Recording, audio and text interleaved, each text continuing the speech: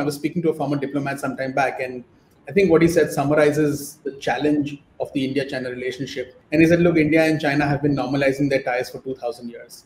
This is going to be a painful, slow process. And even then, there are no guarantees because there are structural reasons why the relationship is extremely difficult. If you believe that you are a major global power, which is higher up in the hierarchy, which is what the Chinese believe, it's really something that you will not want to stand a regional power blocking your path. And I want to start by asking you about where India-China things stand with these two countries 5 years from Gandhar. Look, I think where we stand is pretty much where we were somewhere in October last year. I think both countries are trying to normalize the relationship, but that's a tricky, long process. It's really not easy given, and it's evident, right? Because we're seeing some of the lowest of lowest hanging fruits are taking so much time to pluck. Things like establishing direct connectivity, things like visas. We've obviously had an agreement on the Kailash Mansarovar Yatra, so that's one positive. But some of these things which are sort of people-centered, low-hanging fruits are taking time to pluck, which just tells you that it's really difficult to go through the process of normalization. Each side has their points to make, and each side is driving a hard bargain.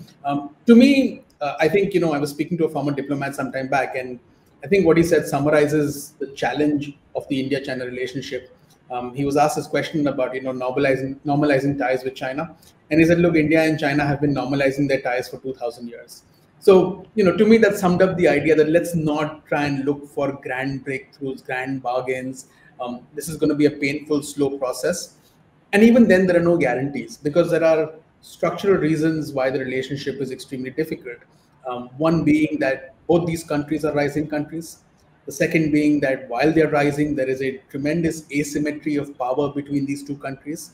That asymmetry of power is relative in different domains.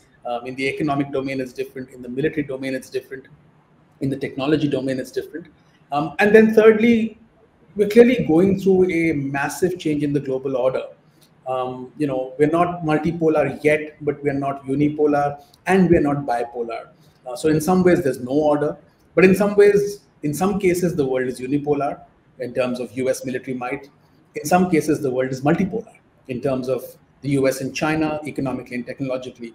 Bipolar in terms of US and China. In some cases, it is multipolar.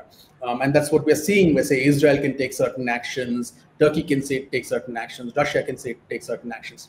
So it's a really massive flux that's going on. And in this, I think both sides are sort of assessing where each other fits.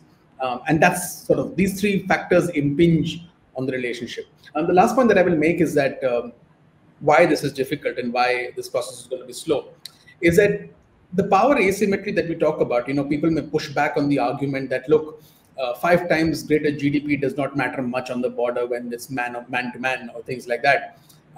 And that's true in some ways, but also asymmetry creates certain perceptions.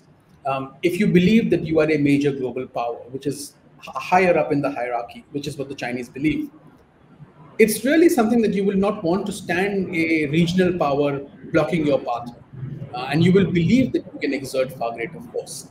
So asymmetry also creates perceptions of how you can use power and what's the utility of the power that you've cultivated.